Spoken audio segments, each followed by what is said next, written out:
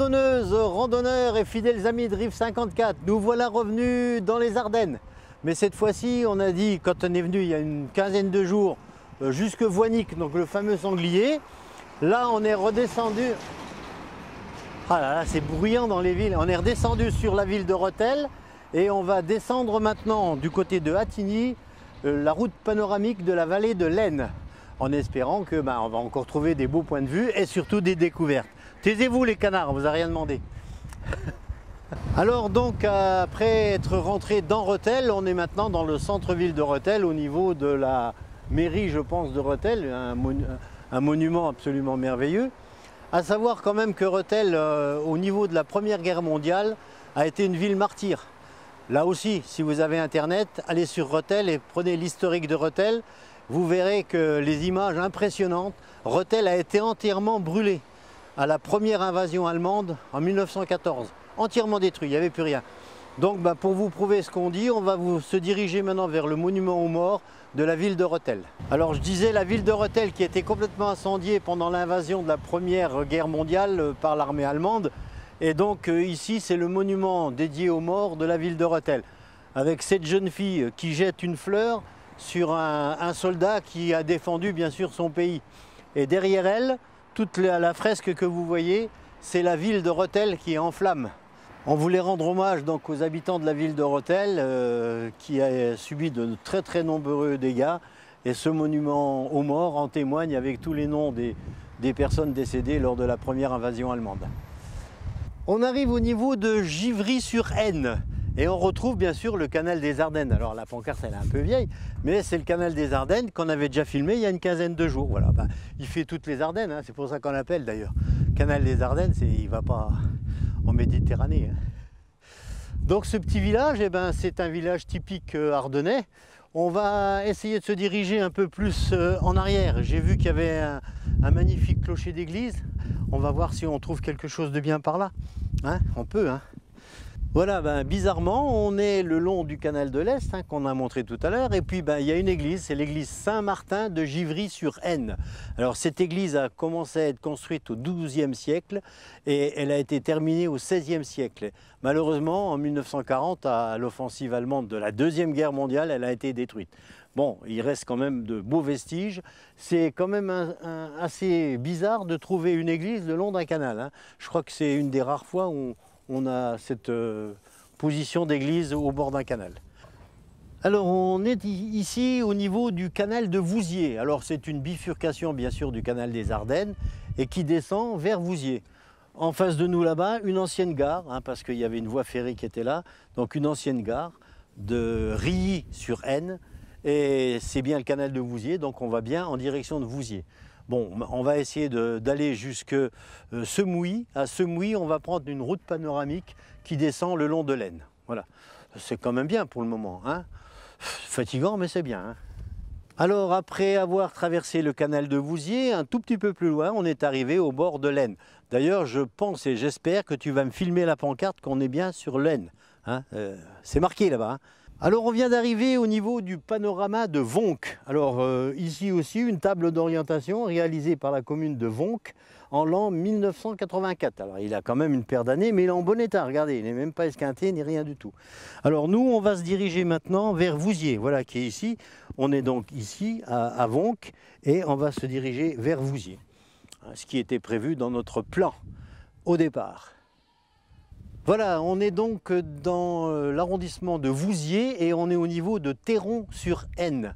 Théron-sur-Aisne, alors bien sûr, toujours pareil, hein, avec des monuments aux morts, mais la particularité, ce sont les hommages aux soldats du 319e HERI et du 1er bataillon du 29e régiment des chasseurs tchécoslovaques. Imaginez-vous, mon pays d'origine, j'ai pas demandé moi, et pourtant je suis né là, qui sont tombés pour la reprise et la défense de Théron. En octobre 1918.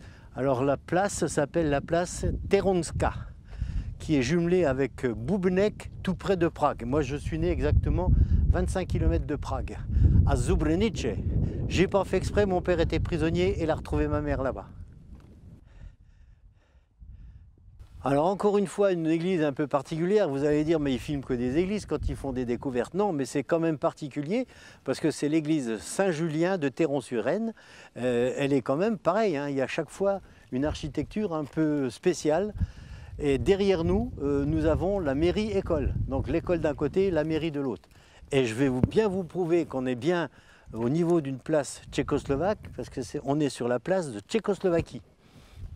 Hein, tu veux? Viens filmer, viens que je te fais voir.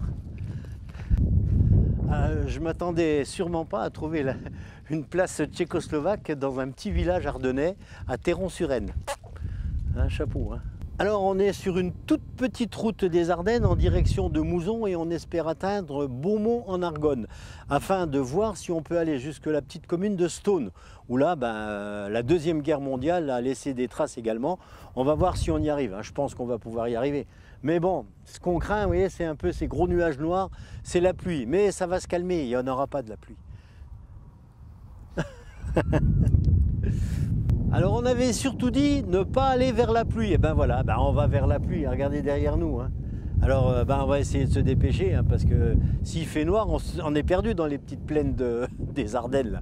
On ne sait même pas où on est d'ailleurs, hein. Oh mais on reviendra quand même, ne vous inquiétez pas, on reviendra. Et ben voilà, après ce grand tour dans les Ardennes, j'ai voulu absolument finir cette émission au niveau de la butte de Stone. Alors pourquoi la butte de Stone ? C'était un point stratégique de l'armée américaine et de l'armée française, bien entendu, quand les Allemands ont voulu envahir la France. Alors regardez un peu ces panoramas qu'il y a tout autour. On va descendre en dessous pour voir tous les panoramas qui sont indiqués. Hein, vous voyez bien que d'ici, et on finira notre émission au niveau d'un char qui est en bas de cette butte et qui est donc resté comme vestige après la Deuxième Guerre mondiale. Et ça monte encore ici ce matin. On monte tout le temps. Alors jouxtant donc les Ardennes, ce sont les forêts d'Argonne, la forêt d'Argonne. Alors ici, en mai et juin 1940, la bataille de Stone oppose l'infanterie et les blindés français et allemands. Au cours de terribles affrontements, le village fut pris et repris 17 fois en 4 jours et fut entièrement détruit. Le village est le point de départ d'un circuit de commémoration de ces événements. Voilà, c'est donc un circuit historique avec un char français, les plaques de commémoration, un monument aux morts, un canon. Tout ça, ce sont des circuits que l'on peut faire sur la butte de Stone. On est exactement à une vingtaine de kilomètres de Stoney. Ceux qui sont intéressés par l'histoire, vous pouvez venir ici et on comprend quand même ce point stratégique, hein, quand on s'imagine, on a des vues absolument à 360 degrés sur toutes les vallées environnantes. Alors avant de vous quitter, chers amis randonneuses et randonneurs et amis de Rive 54, voilà, on rend hommage à l'armée des blindés. C'est un AMX-13 C90, c'est un char français moderne. L'armement, un canon de 90 mm, une mitrailleuse de 7 mm 5, des tubes de lancement d'artifice fumigène. Voilà, bon, les caractéristiques, on va pas le... il fait quand même en ordre de combat 14 tonnes 500. Voilà, c'est tout. Je pense que cette journée a été riche en événements, riche en découvertes, avec plein de patrimoine que l'on a vu tout le long des petits villages ardennais. Et maintenant, on va terminer parce qu'il commence à faire nuit et il pleut. Donc, on va vous laisser. Randonneuses, randonneurs, amis de Rive 54, à bientôt sur nos émissions de Rive 54.